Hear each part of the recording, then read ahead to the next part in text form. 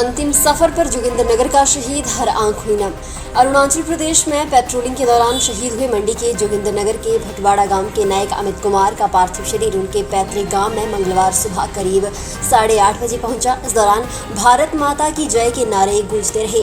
सुहागिन के जोड़े में पत्नी ने शहीद पति को अश्रुपूर्ण विदाई दी। परिजनों की आंखों से भी आंसू रुकने का नाम नहीं ले रहे थे। 23 अक्टूबर को पेट्रोलिंग के दौरान सड़क हादसे में नायक अमित कुमार की मौत हो गई थी। उन्हें शहीद का दर्जा दिया गया। हवाई मार्ग से दिल्ली तक जांबाज सैनिक की पार्थिव देह पहुंचाई गई और उसके उपरांत सेना के एक विशेष वाहन में शव मंगलवार को जोगिंद्रनगर के भटवाड़ा गांव पहुंचा। इस दौरान स्थानीय पुलिस और प्रशासन के अधिकारियों ने राजकीय सम्मान के साथ अंतिम विदाई दी। कालका शिमला नेशनल हाईवे 5 पर स्थित कंडाघाट के धियारी घाट में रोड किनारे एक टैक्सी में संदिग्ध अवस्था में खून से लथपथ चालक का शव मिलने से क्षेत्र में सनसनी फैल गई। स्थानीय लोगों ने इस घटना की सूचना कंडाघाट पुलिस को दी। सूचना मिलने के बाद डीएसपी हेडक्वार्टर सोलन संतोष शर्मा ने मौके पर जाकर घटनास्थल का जायजा लिया। जिस टैक्सी में चालक खून से लथपथ पाया गया है वह टैक्सी अन्य राज्य की है। प्रारंभिक जाँच में अज्ञात व्यक्ति द्वारा किसी तेजधार हथियार से हमला करने की बात सामने आ रही है।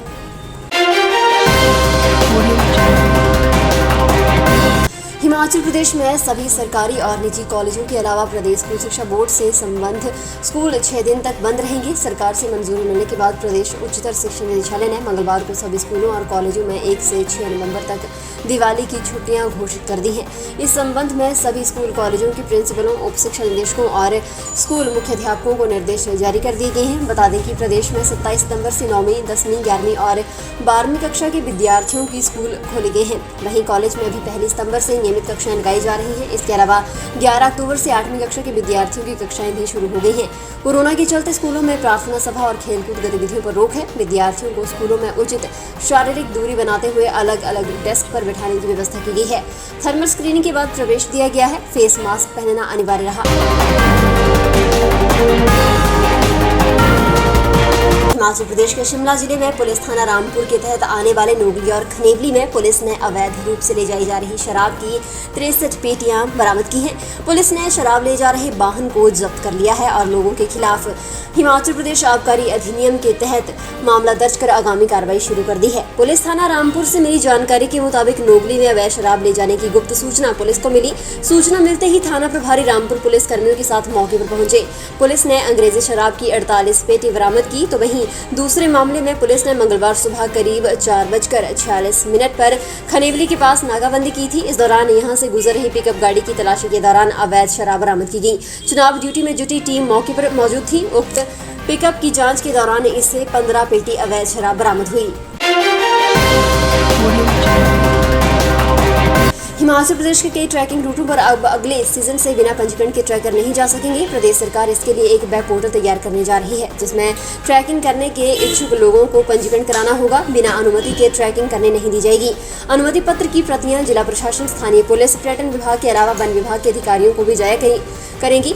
मुख्य सचिव रामसेवक सिंह की अध्यक्षता में सोमवार को हुई एक उच्च स्तरीय बैठक में ये फैसला लिया गया। छितकुल में 7 ट्रैकरों की मौत और 2 के लापता होने के बाद सचिवालय में हुई इस बैठक में सीएस के अलावा डीजीपी संजय कुंडू, डीसी लाहौल स्पीति, कुल्लू और किन्नौर के अलावा आईटीबीपी के अधिकारी मौजूद थे। सब्सक्राइब करें हमारे YouTube चैनल को और ताज़ा खबरों की नोटिफिकेशन पाने के लिए प्रेस करें बेल आइकन को। हिमाचल प्रदेश के मुख्यमंत्री जयराम ठाकुर ने कहा कि प्रधानमंत्री नरेंद्र मोदी कोविड को रोक सकते हैं तो महंगाई पर भी लगाम लगा ही लेंगे। जयराम ठाकुर ने मंडी संसदीय सीट पर उपचुनाव के लिए भारतीय जनता पार्टी प्रत्याशी ब्रिगेडियर खुशहाल ठाकुर के प्रचार को लेकर जनसभा को संबोधित करते हुए कहा कि चुनाव का समय है। कांग्रेस कई तरह की बातें कर रही है। बातें करने में कोई हर्ज नहीं है, लेकिन उसमें सत्यता और तर्क होना चाहिए। उन्होंने कहा कि महंगाई चिंता का विषय है। महंगाई को कम करने के प्रयास किए जा रहे हैं, लेकिन हमें ये भी देखना होगा कि कोविड के कारण पूरी दुनिया की अर्थव्यवस्था चरमरा गई है। इसके बावजूद केंद्र सरकार लाखों करोड़ रुपए खर्च कर कोरोना वैक्सीन जनता को मुफ्त लगा रही है। उन्होंने कहा कि प्रधानमंत्री नरेंद्र मोदी कोविड को रोक सकते हैं तो महंगाई पर भी जल्द ही लगाम लगाएंगे।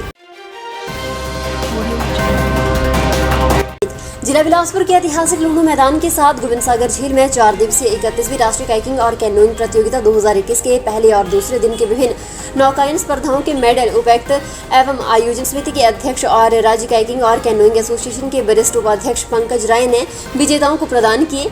पारितोषिक वितरण समारोह के दौरान लक्ष्मी सांस्कृतिक दल बिलासपुर द्वारा सांस्कृतिक कार्यक्रम भी प्रस्तुत किए गए।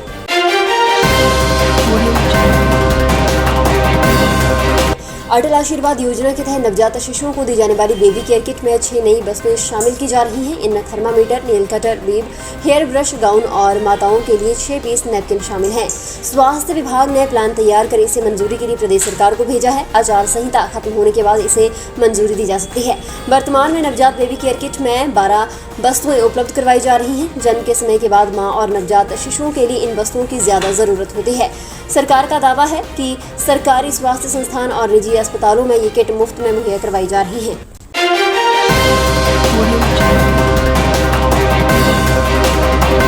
उपायुक्त ऊना राघव शर्मा ने नौड़ मंदिर ईसपुर में खोले गए शिक्षा सुधार समिति के कार्यालय और कंप्यूटर सेंटर का निरीक्षण किया। उन्होंने संचालित किए जा रहे निःशुल्क कंप्यूटर सेंटर और शिक्षा सुधार समिति द्वारा शिक्षा के क्षेत्र में किए जा रहे प्रयासों की सराहना करते हुए कहा कि समिति अनाथ और निर्धन छात्रों तक शिक्षा का प्रकाश पहुंचाने में महत्वपूर्ण योगदान दे रही है, जिससे इस वर्ग को राहत प्रदान हुई है।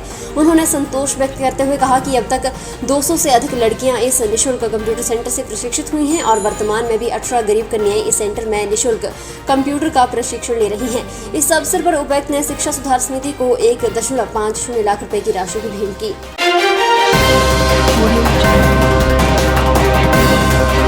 ट्रैफिक नियमों का पालन सुनिश्चित करने के लिए हमीरपुर पुलिस ने ITMS यानी इंटीग्रेटेड ट्रैफिक मैनेजमेंट सिस्टम लागू किया है। इस अत्याधुनिक सिस्टम के माध्यम से वाहन चालकों के ऑटोमेटिक चालान होंगे। 15 दिन की अवधि के बाद ट्रैफिक नियमों का उल्लंघन करने वालों के कंट्रोल रूम से ऑटोमेटिक चालान जारी किए जाएंगे। बाईपास हमीरपुर के दगनेड़ी में स्थापित इस ITMS का शुभारंभ उपायुक्त देवशता बनिक ने किया। उपायुक्त ने कहा कि इस सिस्टम के लागू होने से लोगों में ट्रैफिक नियमों का पालन करने की जिम्मेदारी बढ़ेगी और वे नियमों का उल्लंघन करने से बचेंगे। इससे हमारी सड़कें और सुरक्षित होंगी। सिस्टम के लागू होने से पुलिस को ट्रैफिक व्यवस्था के सुधार करने में मदद मिलेगी। उन्होंने लोगों से ट्रैफिक सेफ्टी को अपनाने पर बल देते हुए उन्होंने कहा कि हमारी ट्रैफिक व्यवस्था सुदृढ़ होगी और कई अनमोल जिंदगियां बचेंगी।